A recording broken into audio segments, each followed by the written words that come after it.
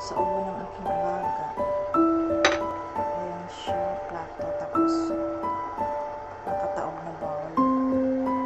Tapos ilagay dito sa gilid yung apple tsaka onion. Yung katas niya